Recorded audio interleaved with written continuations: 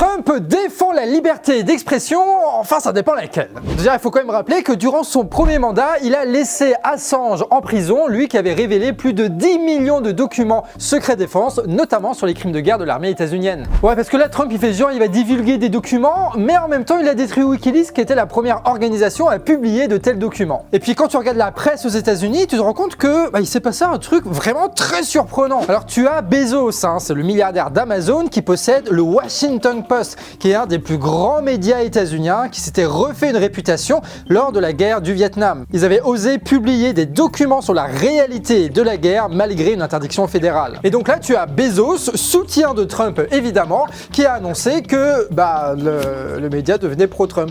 Voilà, avec que des articles pro-Trump. L'État, les médias, les industriels, main dans la même politique capitaliste, en fait, du coup, ça change pas. Ils vont dire les vérités qui les arrangent, ils vont mentir quand ça les arrange, et ils vont continuer à se faire un maximum de profit sur le dos des gens et à organiser des guerres partout dans le monde. En fait, Trump, c'est un nouveau vernis de ce qu'on peut appeler l'impérialisme états-unien. Et c'est juste un peu de com, quoi. Au final, c'est la même merde. Enfin, la même, sauf pour les trans, pour les LGBT en général, ou alors pour les immigrés, ou alors en fait pour des millions de gens qui vont prendre beaucoup plus qu'avant. Donc que certains aient cru à la révolution trumpienne, d'accord.